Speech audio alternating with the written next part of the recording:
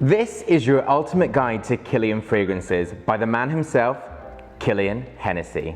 Now, if you're a fragrance fan, then this is a brand you need to know. And I was lucky enough to spend a morning with Kilian at London's Savoy Hotel. After graduating from university in Paris, Kilian went on to train with the greatest noses in perfumery and worked for the most prestigious perfume houses such as Christian Dior, Paco Rabanne, Alexander McQueen, and Giorgio Armani. With his years of experience and his true passion for luxury, Kilian went on to create his own namesake brand in 2007. Now, there are two videos with Kilian, one where we talk more about him, his experience and creating the brand, but we're going to start at this one, really going behind the brand and looking at his 4 columns of fragrance and some of his best sellers in each.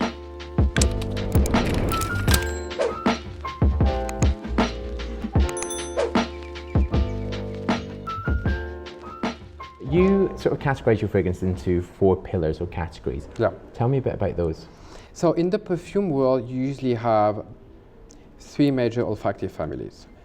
Aromatic scents, for men. Aromatic scents, woodsy scents, and oriental scents. Those were the classic structure of perfumes.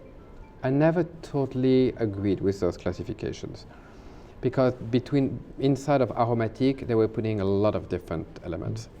And I don't use too much aromat notes. I don't use too much lavender, armoise, basilic, thyme. This is not the notes that I specifically love, because I do think they smell a little old.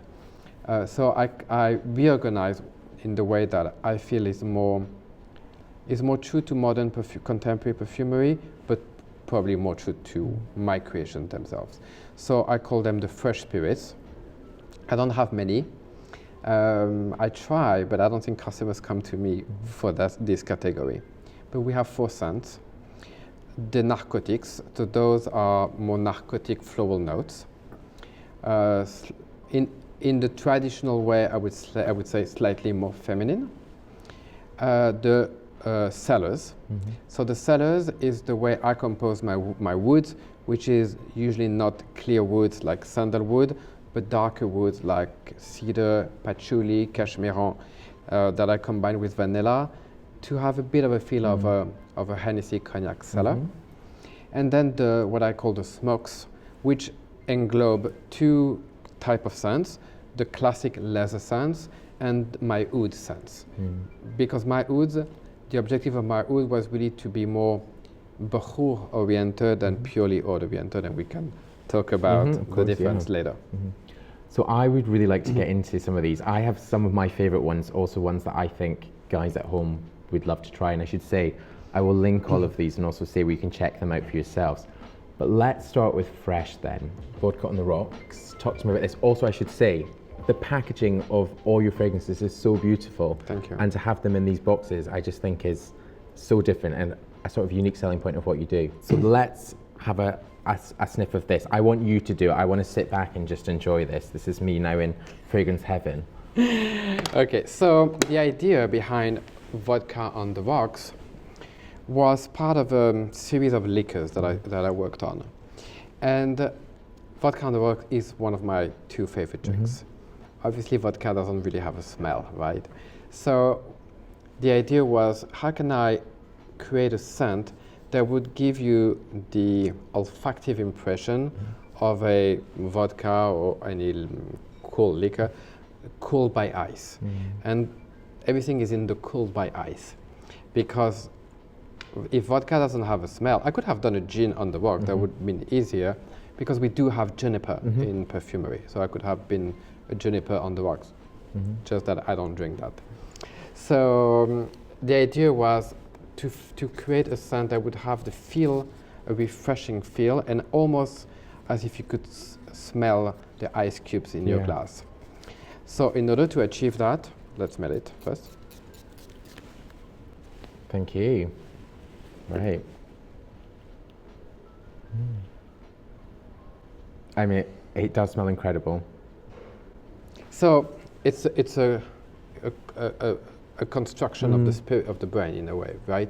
So it's a play on what we call in perfumery cold spices versus hot spices. So the cold spices are ginger, coriander, cardamom, and by opposition to hot spices like cinnamon, cumin, nutmeg. So it's a play on coriander and cardamom. Because I can smell cardamom. Yeah. And it's the way that you're talking about it being cooling, it feels and it smells like a cool scent. Correct. So the cooling is brought by aldehydes. Okay. So aldehyde is a synthetic note.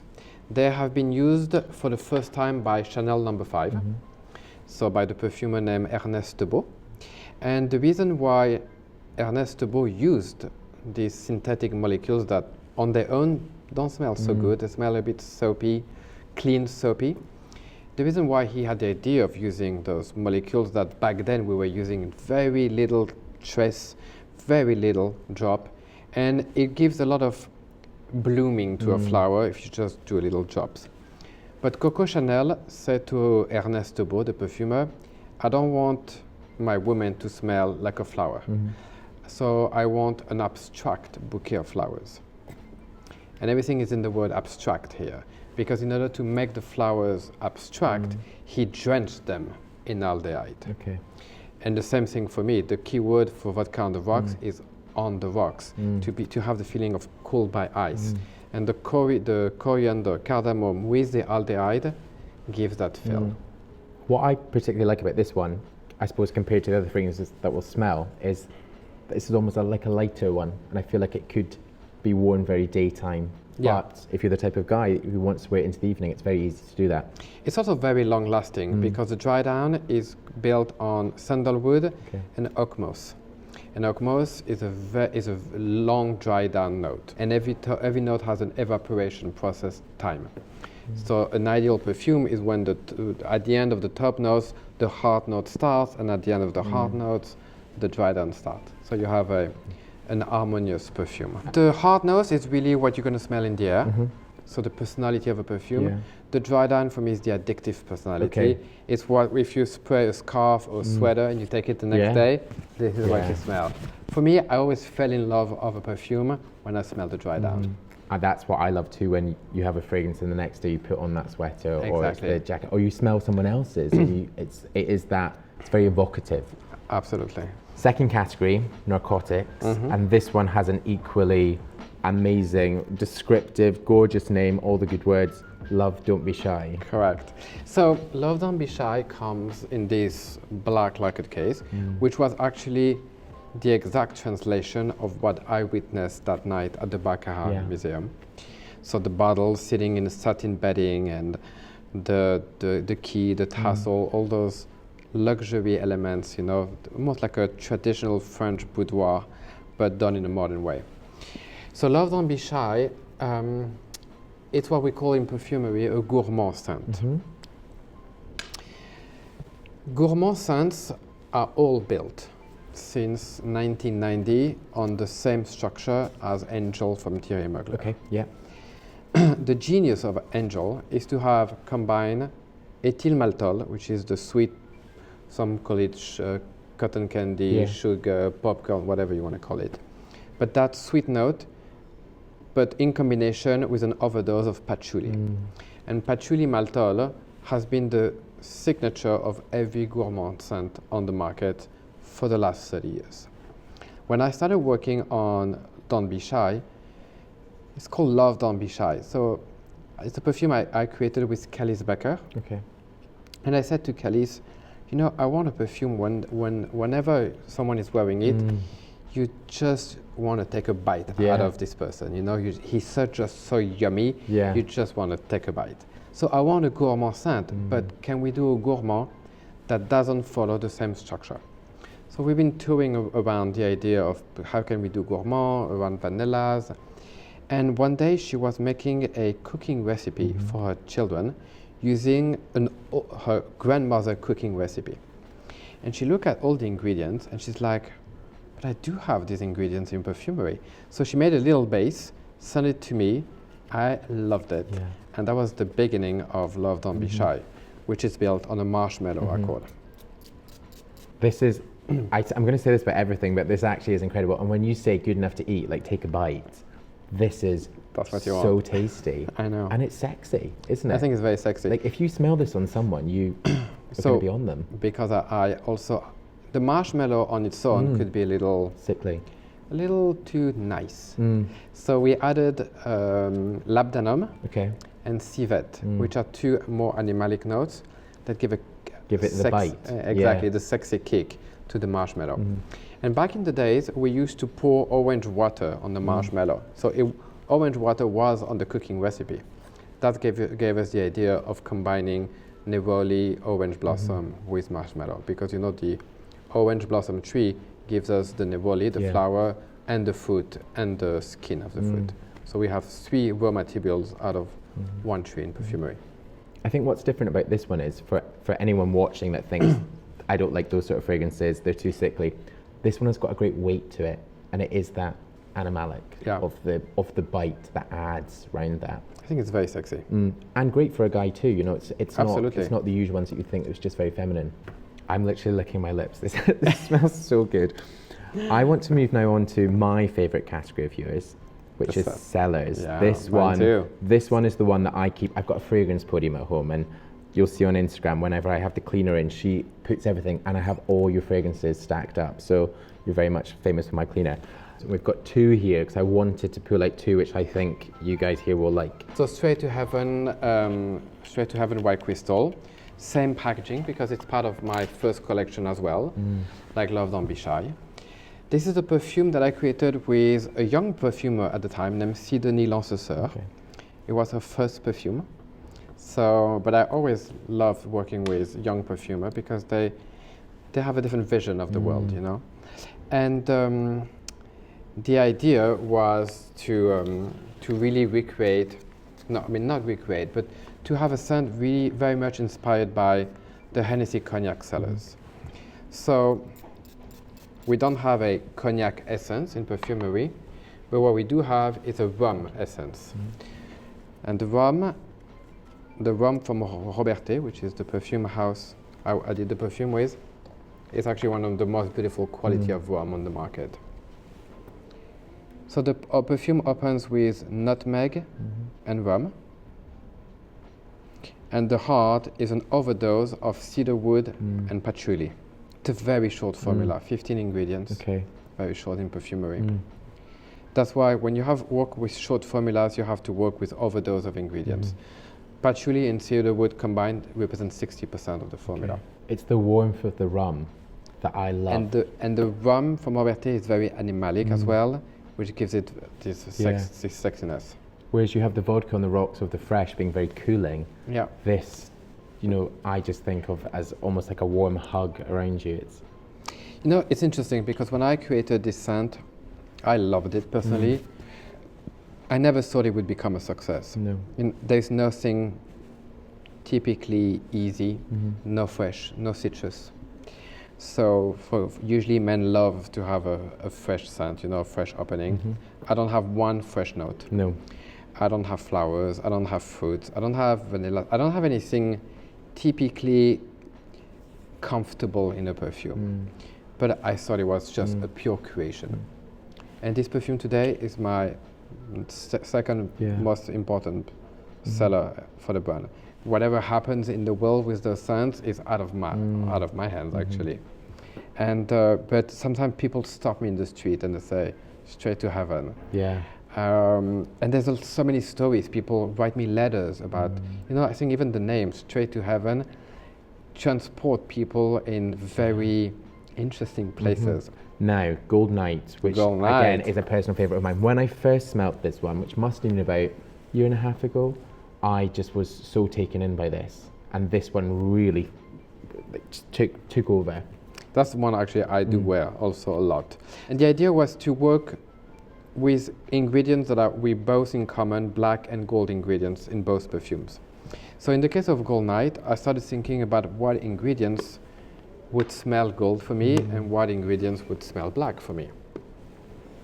So when you think about bergamot is very luminous and it brings light to a composition. So for me, bergamot was gold.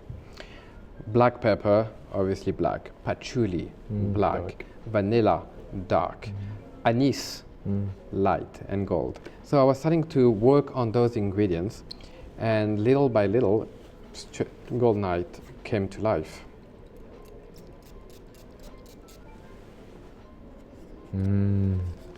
Yes. It's so chic. It is. It's beautiful. It's usually my night scent. When I go out, I wear Gold Night. Because I think it goes for every occasion. You know, you can be going to a black tie event, it's perfect. You can go in jeans and t-shirt, it's great. This is a statement. If you smell someone wearing this that walks past you, you know it's Gold Night. It's so identifiable. Yeah, but that's what you ask to a scent. You know, a true creation should be immediately identified. Out of all the fragrances that we've had a smell of, if someone's at home thinking, right, I'm definitely to try these, how should they go about trying them? What we have done now on our website, you can buy a 5 sample pack. Okay. And I forgot how much it is. I think it is 10 or We'll 20, link it. 10 or 20 pounds. But once you purchase the scent out of the 5 that you like the most, we'll deduct the price of the sample pack. That's great. Yeah, so it makes the customer feel comfortable that, you know what, yes, I'm ordering 5, but I know this price will be taken out. Okay, into the final category. And this one is smokes. The smokes. And it's Dark Lord. So Dark Lord is my latest creation, actually. It's a vetiver scent, which took me 12 years to create a vetiver. And it's funny, every perfumer I worked with, they always ask me, do you have a vetiver? And I said, no, I don't have a vetiver yet. So let me show you my vetiver. The problem is that I used to wear vetiver from Guerlain. So for me, vetiver de Guerlain is up there, up there. And each time I was trying to come up with a vetiver accord that would smell different and interesting and fabulous. I was like, it doesn't compare, it's not as good. And then I started working on a vetiver accord with Alberto Morillas. Alberto is an amazing perfumer. And he proposed me this new quality of vetiver that is exclusive to Firmenich, which is a fraction of a vetiver from Haiti. We have 2 big qualities of vetiver, from Java and from Haiti. And today we can do fractions of raw materials. So let's say you like the smell of vetiver after 1 hour, but not after 3 hours, and you cut this fraction. It's amazing what technology brings in terms of new colors for perfumers. So he proposed me this new, and he also showed me a new leather note called the Wolfwood, which is also exclusive to Firmenich. And we started tweaking the notes. And I said, you know, in Vetiver of Guerlain, what I love is the floral aspect. Because it is a man's scent, but when you smell deep dive on the scent, you realize that you have rose and geranium and narcisse. And those flowers, even though very feminine, gives the elegance for me to a vetiver from Guerlain. So I said to Alberto, which flowers would go well, you know? So we started tweaking and we tried many different flowers. And we started adding jasmine and tuberose. Just a touch of tuberose, quite not a touch of jasmine, quite a lot. And little by little, we started building what I think is an amazing scent today, or at least a vetiver that doesn't resemble any vetiver on the market, which is always the priority for me. Thank you. Very jasmine, right?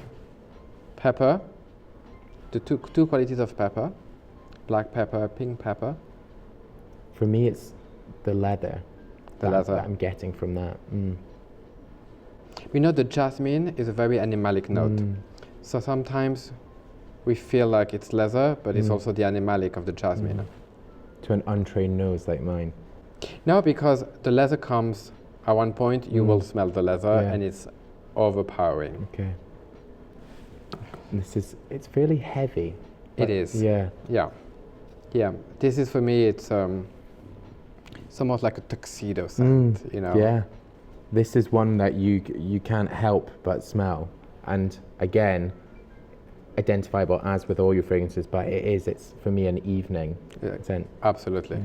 I mean, even that though, I would think that you could wear a white t-shirt, a great leather jacket, and a pair of boots. I'm sure you can. And I think, you can pull it off. I'll be doing that. Amazing. Well, no, thank you very much. No, it was fun. I have enjoyed this. Thank you. What I would say is I will link absolutely everything we've talked about, also the various places you can go in, have a fragrance consultation, have a sniff. Also the 5 sample pack, I'll give you all the links in there so they can try it. And also we've shot some things for Instagram TV, some really quick sort of question answers that some of you guys have asked. So we'll be answering across there. But thank you, I have really enjoyed this. Thank and you. I feel like I literally won all of this. We won't be giving it back to you, I'll be taking them all home. And you'll be sitting on the fragrance podium. Thank you. If you're new to my channel, you've not yet pressed subscribe, then press subscribe right now. The button will be just over that way. There'll also be more video suggestions and there. A link to my blog, loads more about fragrance on there, and my social, including those Instagram TV videos up there. Until my next new video, from us, bye-bye.